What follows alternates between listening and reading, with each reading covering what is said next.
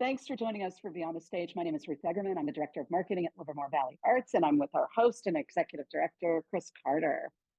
Hi, But, Ruth. hey, how's it going? Heck, very good. Good. So we got the chance to talk with Terrence Kelly and Issa Chu of OIGC, and that was a really, really fun conversation. Do you have a desire after speaking with them, like to go sing in a choir? You have a great voice. So does that make you want to sing in a choir? Uh, I've never sung in a choir before. I've been in a handbell choir, which is different. Um, It's just like play bells. yeah. Have you never heard of a handbell choir? I feel like I have, but I've never seen one. It's yeah. I used to not admit that to people that I was in a handbell choir, but now I'm comfortable with it. But I was in when as a teenager.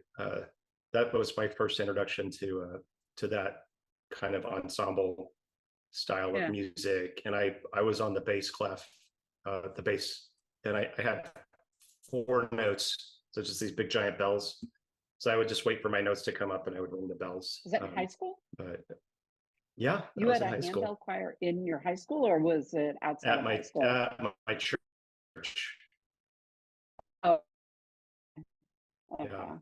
so I didn't Yeah. I didn't sing very much until I later in life. I kind of figured it out, Yeah. but yeah, you could sing too, Ruth. Anybody could sing.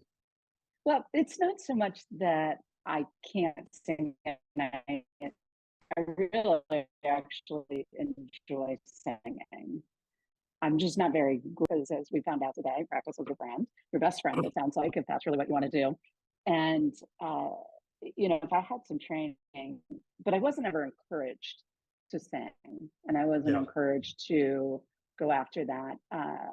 And, it's interesting because I've always found that I really like singing, and I feel like singing, you know, I think Terrence touched on this. It allows you to be vulnerable, allows you to be joyful, allows all of those things. And I just, it wasn't probably until about 10 or 12 years ago that I was like, screw it, I'm going to sing, and I'm going to sing loud. And if, and either people will come along for the ride or they won't. It's mostly karaoke or in my house, but I just, it's fun. And so for so much of my life, people were discouraging about my singing and asked me to stop. Like we were in the car listening to the radio and things like that. And I'm like, you know what? Don't ever do that to me. yeah, Don't ever do that to anybody. It's not nice. yeah. That's a good. I used to ask my sister to stop all the time when we were growing up. Yeah. But yeah, you should sing whenever you feel it. It makes you feel good. I think it actually does something for your mental and physical health. Um, Yeah. it's I think there's I think there's yeah. actually some research on that. I have to look that up, but I feel like Mhm. there is some research on it.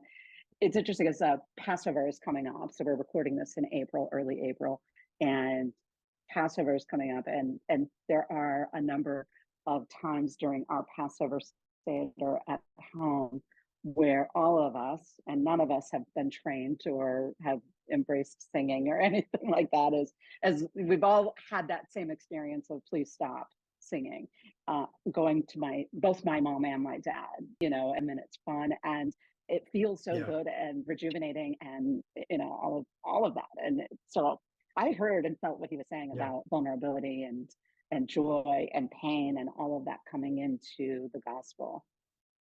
I And it sing a was really lot. interesting. I sing a lot like in the mornings when I'm making breakfast or something. It's just kind of like little melodies in my head, or you should do that. You're like, oh, I'm making eggs right now. And they're gonna be delicious. Just Just practice that. it gets you in a good mood for the I'm day. recording a podcast right now. There you go. Yeah. Well, we'll have Okay, to work on that. Maybe all in a right, year's time. fair enough. All right. Well, we have a great interview coming up with Terrence Kelly of OIGC. We want you to stay tuned for that. Oakland Interfaith Gospel Choir will be here on Friday, January 21st at 8 p.m. And so stay tuned. Enjoy the interview. We're here with Terrence Kelly and Issa Chu from the Oakland Interfaith Gospel Choir, a treasured Bay Area tradition since 1986. Terrence, well, first of all, Ruth just told me before we got online that there's a documentary about OIGC. When did that come out? How many years ago was that, Issa? 2015. Okay. I think, well, actually, we went on tour in 2015 Yeah, so probably 2016.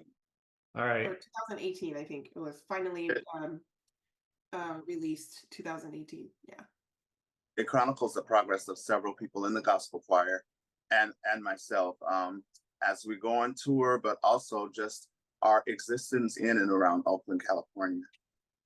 Well, now I've got something to watch over the weekend, so I appreciate that. And where can people find it? Yeah, folks can. It's available to view on YouTube. The best way is to go to our website, oigc.org/onevoice.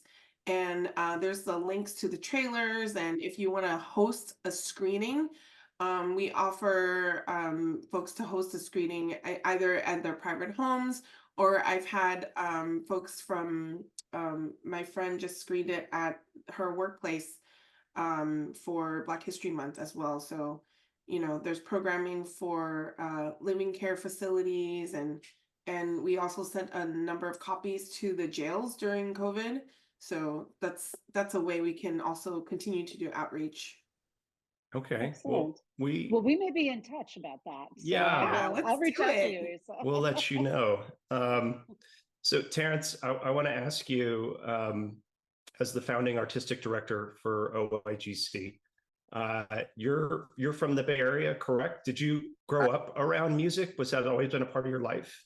Born and raised in Oakland, and music has always been a part of my life. My mother was a pianist and singer and gospel choir directress herself, the late Faye Kelly.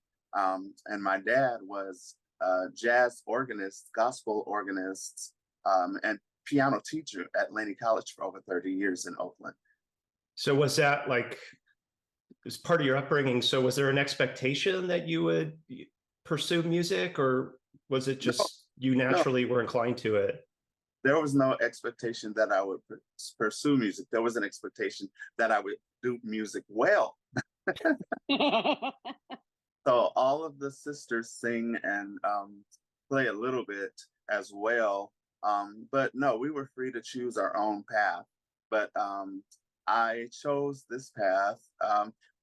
There was a trajectory for me. There was a time I had to choose between either, believe it or not, banking or doing gospel. And I prayed and asked God for a few things along the way and ended up choosing gospel, and have been happy about that choice. I've been able to see the world, raise my son, and do many things. Well, we're grateful that you made that choice too. Although I'm sure you would have been great at banking. But is your voice your primary instrument? Do you play anything else? My voice is my primary instrument. I do play piano well enough to play at my church. Other than that, I don't really play in public. Well, I have a really high standard. My dad was, a piano teacher and a master piano player, the late great Ed Kelly. Look him up, YouTube him, check him out. He has some of the best piano skills of any pianist in jazz. He played with Maria Muldaur, Pharoah Sanders, Michael White. I mean, he's a prolific, Cal Tjader, prolific player. And so my standard for piano performance is really high. So there are people that say, "Oh, Terrence, you play well," and I'm like, "No." So did you get to watch him a lot as you grew up? Did you go see performances? All the time. It was the best growing up ever. I was a kid at the Broadway Theater in San Francisco, at Coumba in Santa Cruz, at the Hermosa Beach Jazz Festival in Southern California. I got to meet Cal Tjader at the pool. I met him, said, "Hey, Dad, I'm at the pool with CJ." And my dad was like, "Who is CJ?" I said, "I don't know." He said, "Well, let's go to the pool and find out." And he said, "Wow, my kid introduced me to Cal Jada." Did your so during that time, like, what did you learn from your dad or from these other musicians? Like, are there any good tips that you could pass along to us or any aspiring musicians? Let practice be your best friend. Practice be your best friend. Let practice. That's That was one of my dad's mottos. Let practice be your best friend. Yep. great advice. Great advice. I can remember when my youngest was in 3rd grade, and she had what some might consider stage fright, and they had to do a performance, and we were meeting with her teacher, and he said, as long as you practice, you're going to be fine. And she got on stage, got her laughs, and then never looked back, and loves performing, does stand-up comedy, does singing, dancing, whatever, acts and plays. It's really great advice. It really changes everything. There are times I'd want to go outside and play or do something, and my dad's, "I want to go play with my friends." My dad would say, "Let practice be your best friend." So Wow. I've never heard that before. That's a good tip. I'll remember that. And can you describe, so we don't present a ton of gospel music at the Bankhead. We're pretty eclectic. We'd like to do more. For people that aren't as familiar with gospel, how would you describe gospel and kind of the history of where it came from, and what to listen for as people that come to hear you? how long is this viewing? You got all day. And yeah, 90 seconds or no, just what do you think? Oh wow, gospel is so many things to so many people. That's the thing about gospel that makes it unique. It can touch any heart across the faith spectrum. We have in the Oakland Interfaith Gospel Choir at the last polling over 23 faith recognitions, but they go all the way from devout Catholic to baseball. But for me, for gospel is in my bones. It was every Sunday, every Tuesday, every Saturday. It's a music that can cross genre. For the Oakland Interfaith Gospel Choir, we sing from the more classically styled Negro spirituals all the way up to funk rock type gospel. So you have the spirituals, then you have the traditional, like what Mahalia Jackson would have sang, and then you have the early contemporary, like "Oh Happy Day" from the Hawkins, to the contemporary genre. You have Donald Lawrence, you have Ricky Dillard, and these are all more contemporary artists. Lena Bird Miles, who's taking the world by storm, and she's right here from Oakland in the Bay Area. And the root of gospel, of course, is that famous 2 and 4, but there's so much to it. And that 2 and 4 is that doom, doom, doom, doom, doom, doom, doom, doom, doom, doom, that mid-tempo thing, and where you like clap like this. Doom, doom, doom, doom, doom, doom, doom, doom, doom. So there'll be that and so much more with a wide open gospel performance. And it seems to, like, it cuts across so many different artists and genres. There's country singers sing gospel, rock, pop, R&B. It just seems like it's so universal. Oh, most definitely. It's like I was just saying, it spans so many genres of music. Gospel, the word gospel means the good news, and more gospel singers of the traditional ilk will say the good news of Jesus Christ, but it really means the good news of Jesus, the good news. So when you're spreading the good news, you are doing gospel.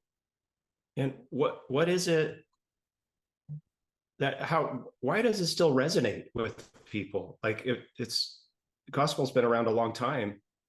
What is it about gospel that just makes it continue to be so important? I can't speak to all gospel. I can speak to Black gospel, and it comes.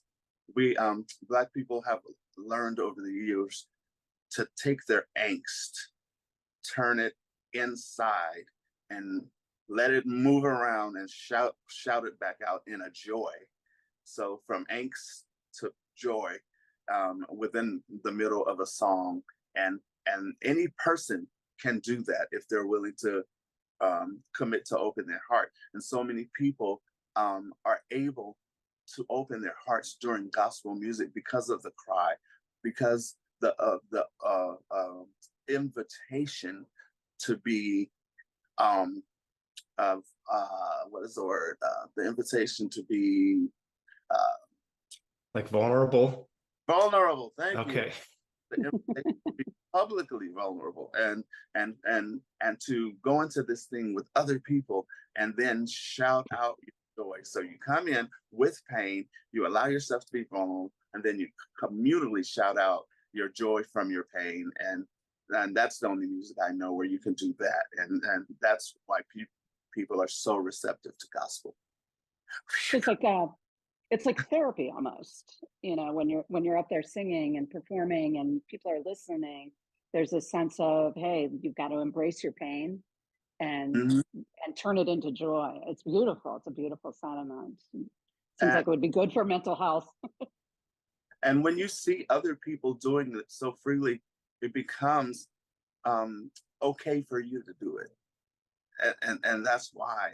And so that's why when the hands go in the air and tears start to flow, there are people. This one lady came to our concert and she met me at the back door. She said, I had to meet you. She waited like an hour and it was cold. And she said, my husband has never cried in front of me through the loss of family members, one of his parents.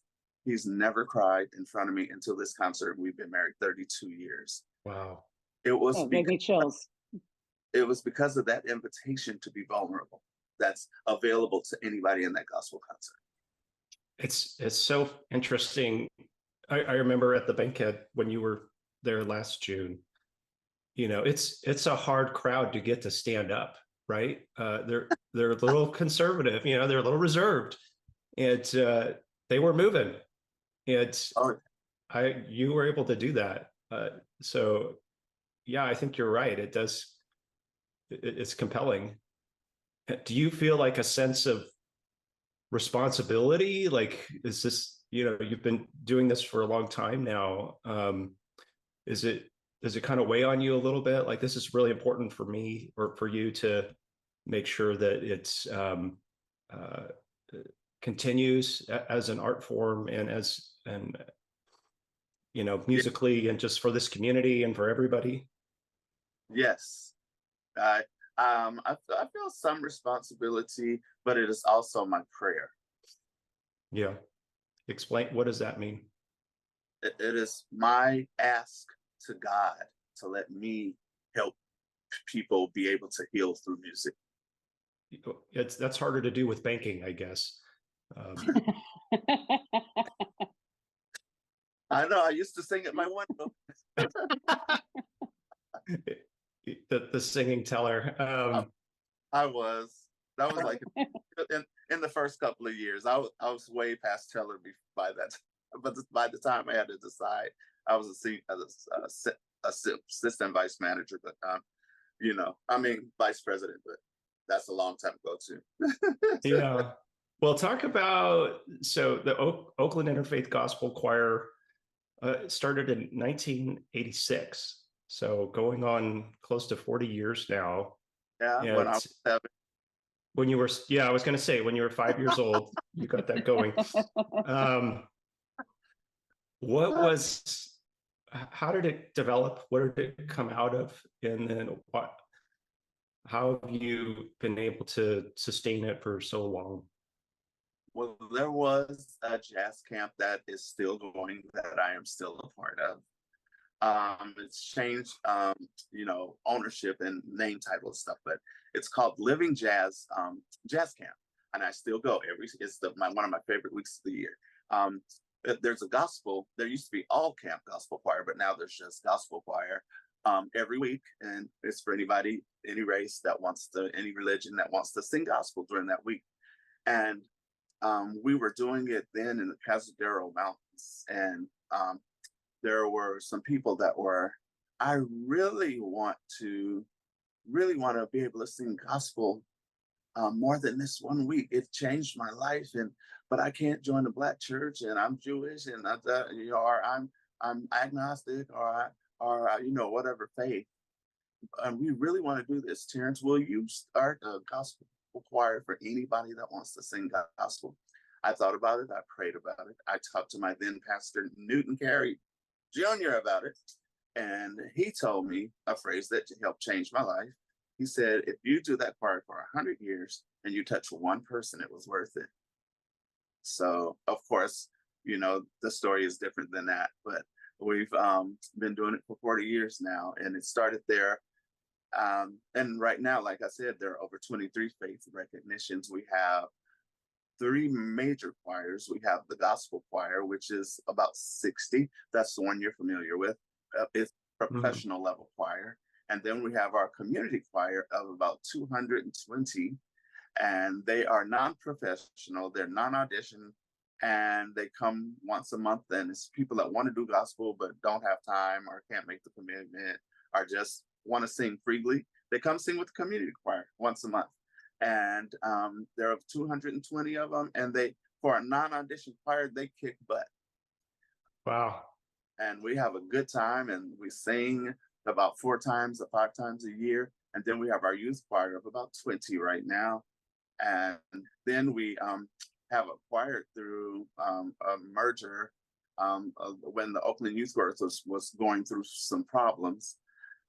We acquired them to bring them in to keep them, keep them alive. So brought them into our organization, and now Oakland Youth Chorus is part of us. So we have that, their choirs, and there are 6 of those, and we have our kids choir of about 15 from 5 to 11 that practice the same time as the community choir on the 3rd Saturday of the month.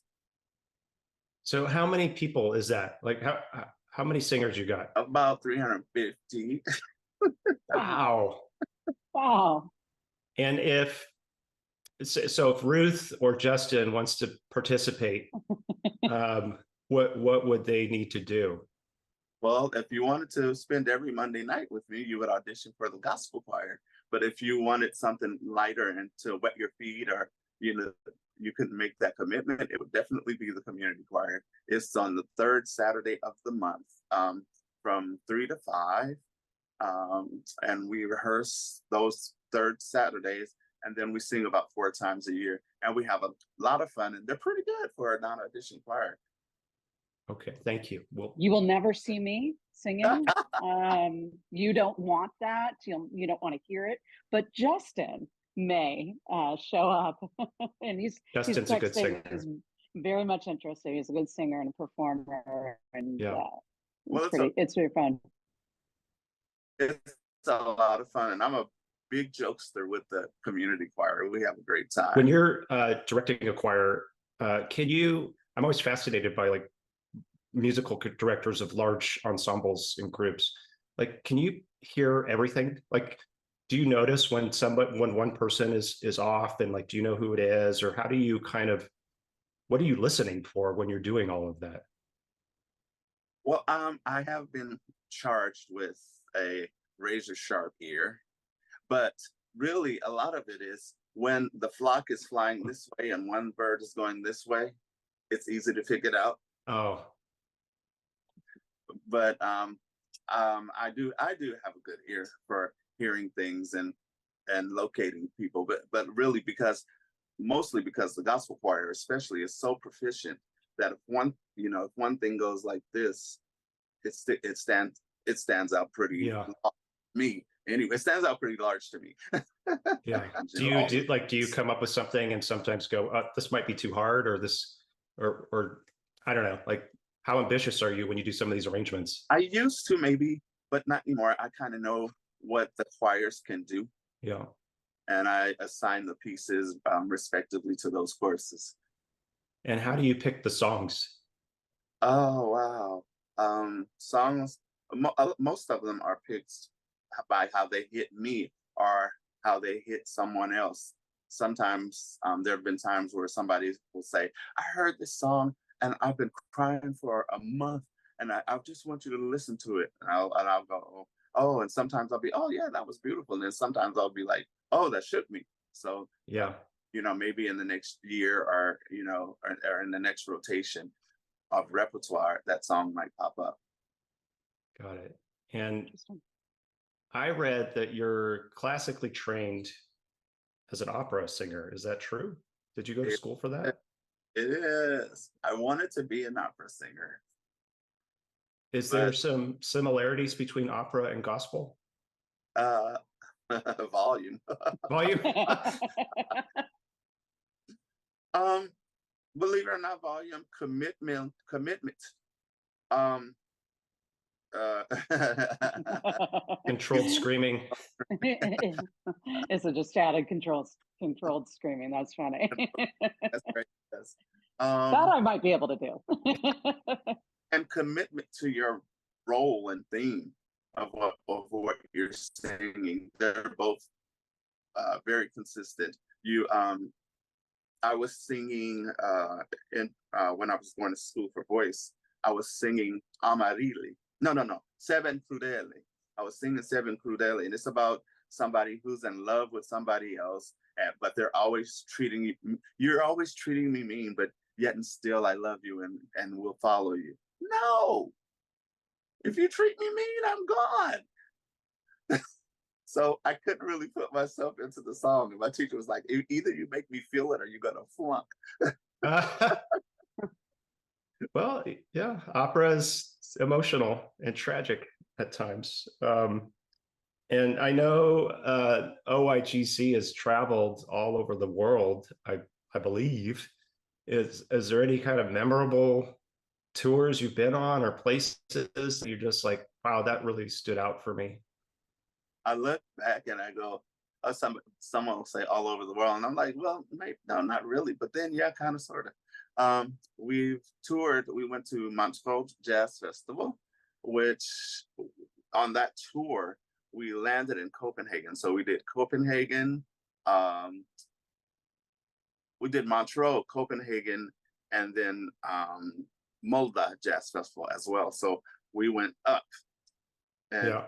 and so that was wonderful. And there are so many stories about that tour. Singing at Montreux was bucket list for a whole bunch of people. And to actually do it and do it with the choir that they love and all the music, there were people that were just like in tears after the performance, just so incredibly grateful to be in the group and take our message to the place where they dream to just go, even just dream just to go and be in the audience, but to go and be a performer was like life goal for some people. They were a couple of people were like really just overtaken at the end of the performance. We sang there, and so that was awesome. We went to the Holy Land, and that was another experience of the same kind of. We got a performer T-shirt. We sure did. I can't fit mine anymore, but we had. And then we went to the Holy Land, and we were just crying the whole time. We did the 7 Steps of Jesus and all the Via Dolorosa. We did all the things, and I cried all the way through the dang tour. And then we got to the last stop, Golgotha. We were at Golgotha, and I was like, I'm not crying this time. I will not cry. I'm just not going to do it. Y'all are not going to get me. I'm not doing it. So we sing, we get there, and of course, people know we're choir, so they ask us to sing. So we sing Ave Maria. Everybody's bawling. I'm not crying. I refuse. I'm cried out. I'm done. This little man, looks like he was about 102, had his probably sons and grandsons. It was about 6 other guys holding him up, and he was clearly Italian. They were Italian. And he said, Signore, molto belle,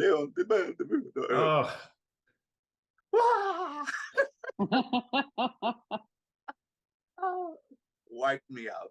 oh, Can you sing and cry at the same time? I've heard some performers that try not to get too close to the song because they don't want to cry.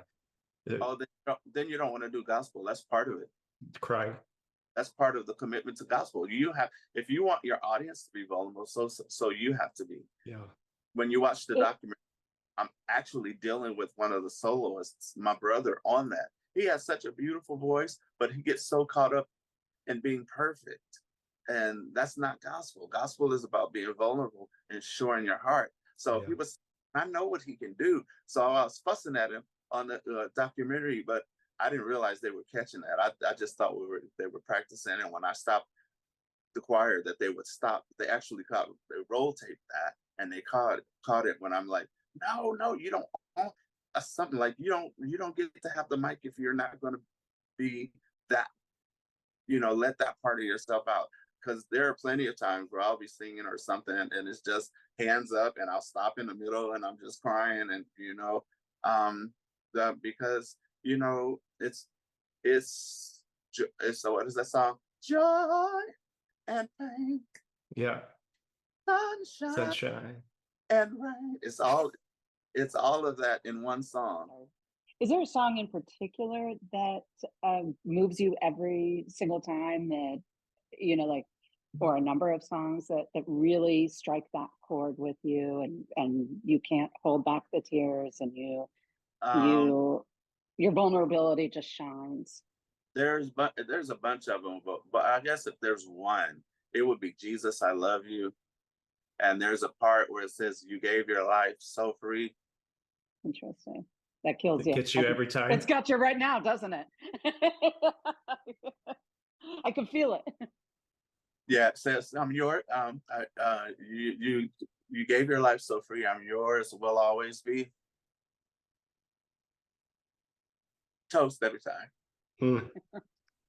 When I grew up in the Presbyterian church, and there was one hymn that we would sing periodically called, it was Is It I, Lord? And I still remember every time I would get choked up on that song, and I could not figure out why, but there's something about certain pieces of music that just really move you. So, yeah.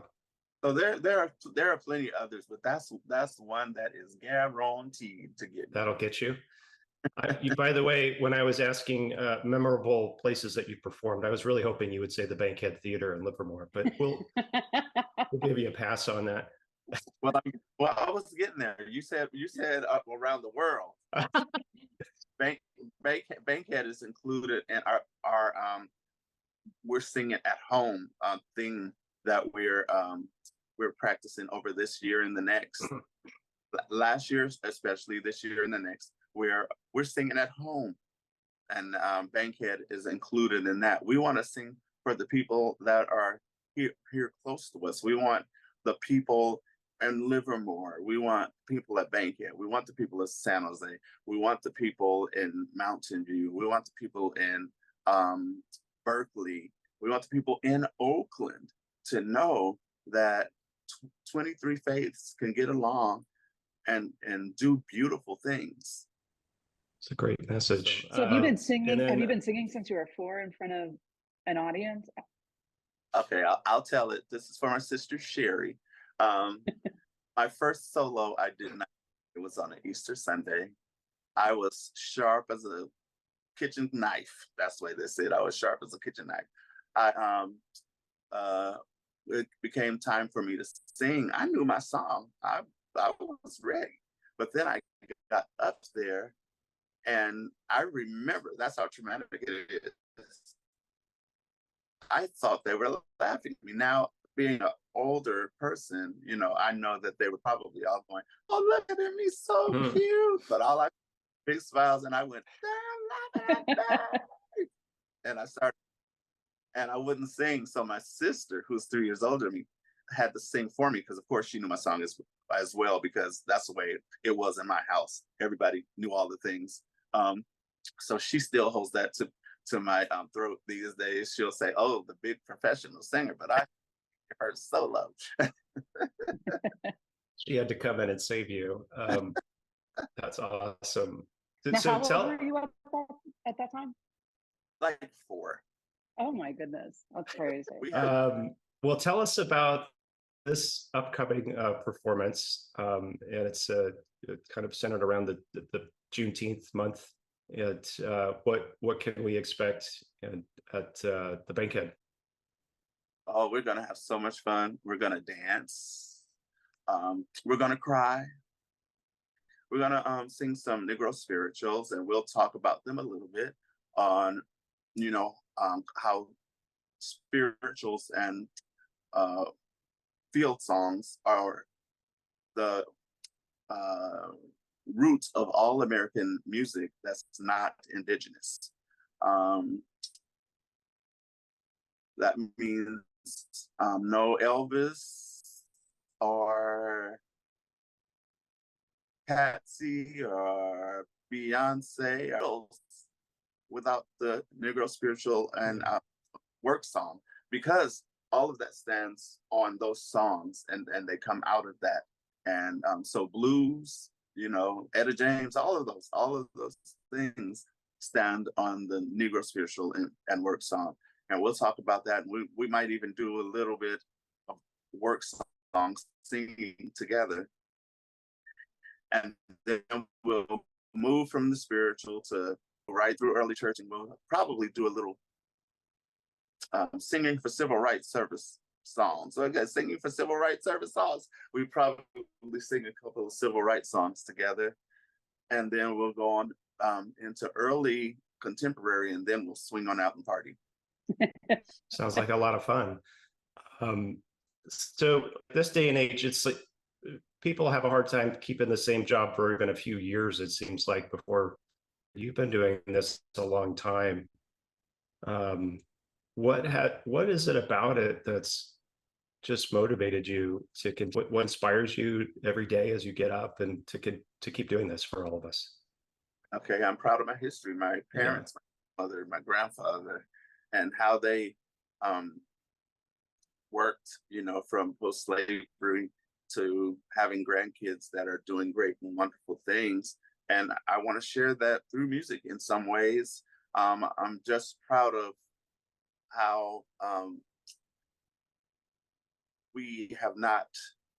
I'm just proud. I'm proud of that, and I try to share that through music, but also the gift of song through the Lord. I want to touch people's hearts, no matter what their faith is. God don't care what their faith is. God just wants to touch people. God wants people to be nice to one another. God wants to not have war. So what all of those things, I want, if every person on the planet was in a choir, there wouldn't be any wars. So that's one of my main mantra is world domination by choir. Wow. By choir. You can talk somebody till you're blue in the face and they may not change. But as soon as they're in a different environment and they're listening to music, or there's some sort of artistic expression of that feeling, then it does change people's hearts and minds, and it moves people in a better direction. And so I'm so grateful that you're doing this. Music is magic. I would agree. Yeah. On the documentary, there's one of the ladies, she's Jewish, and she says, if I wasn't in this choir, I might not know all of these people. I might not been like all of these people, but in this choir, we love each other. She says something like that.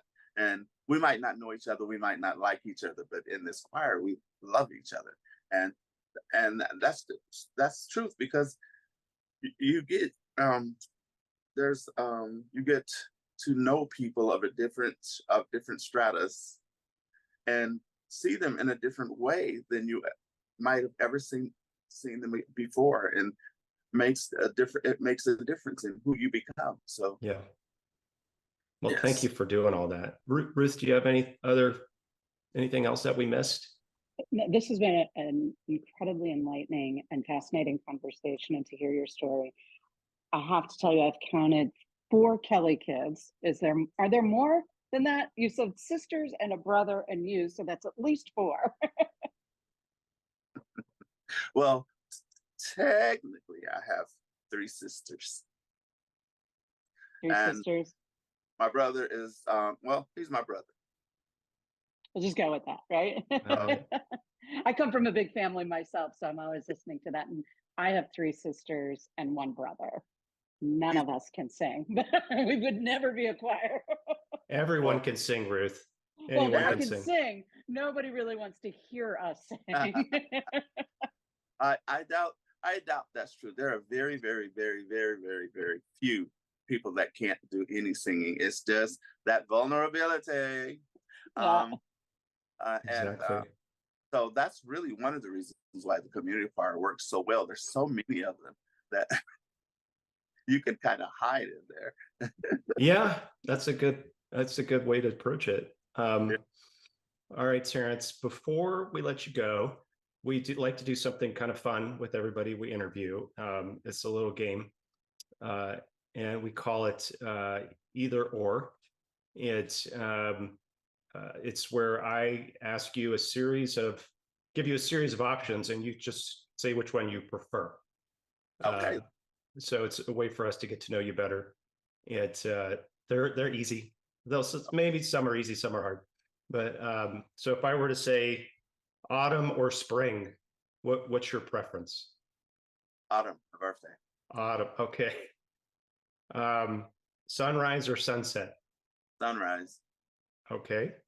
Morning person. Flying or driving? Driving. Driving. Fruits or vegetables?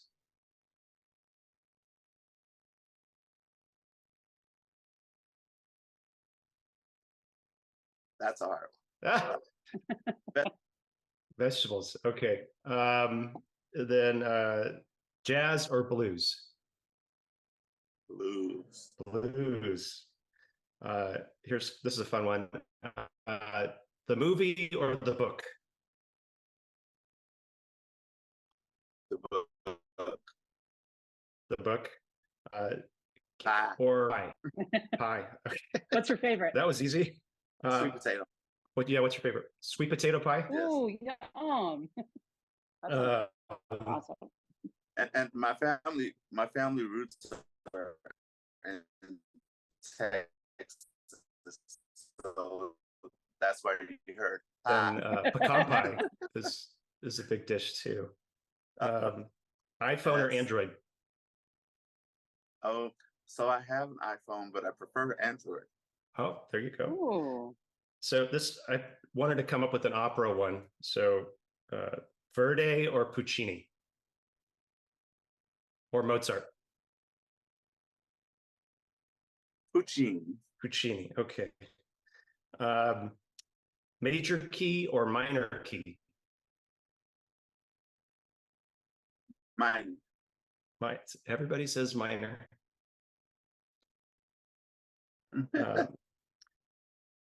Okay, here's a good directing or singing? Directing. Directing. Justin wants me to ask Marvin Sapp or Kirk Franklin?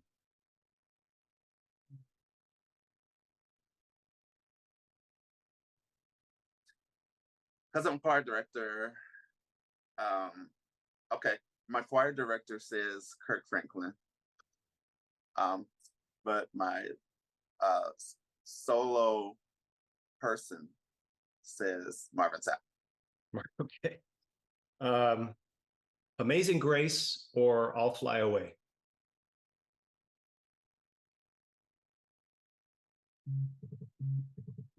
Amazing Grace, because I know the story. And then this is my last one. This is easy. Livermore, California on June 21st, which is the day you're going to be here at the Bankhead, or anywhere else in the world on that day. Bankhead. Yes. All right. And to go back to the opera question, my favorite actually is Rossini.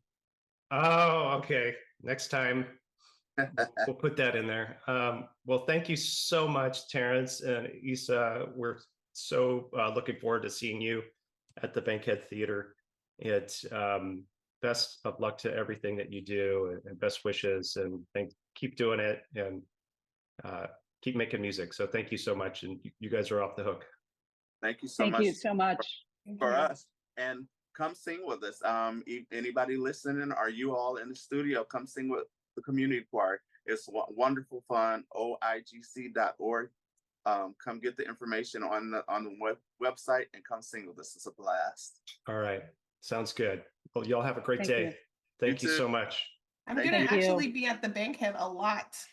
I'm starting. I'm gonna be performing with the Tri Valley Theater Company. Oh, You Are the you- Music Man? Yeah, the Music Man. Awesome. Awesome. yeah. So Do you live in hopefully I run Oakland? into you. Yeah. Huh? Do you live in Oakland? I live in Richmond. Oh, okay. Wow, Even wow. further, I know. Just Oh, starting to wait. get my toes wet in theater, so it'll be fun. All Hey, right. it's been such a pleasure. Look forward to seeing you on stage during Music Man Thank you. and on stage at the Bankhead. Last year I didn't get to see you, so this year I'm making sure that I don't have any other plans that day. and It's a come fun see show. you. Yeah. Going to be fun. This has been fun too. Thank you all so much. All right, y'all Thank have a good you. day. Thank you. Bye-bye. Bye. Thank you for joining us for Beyond the Stage featuring Terrence Kelly. And he will be here performing live at the Bankhead with his Oakland Interfaith Gospel Choir on Friday, January 21st at 8 p.m. Get your tickets now at livermorearts.org. That's livermorearts.org. Or by calling the box office at 925-373-6800. Again, I'm Ruth Egerman. And I am Chris Carter. Thanks for joining us, everyone. Yeah, thank you. Please bless, oh, bless, Lord bless, please bless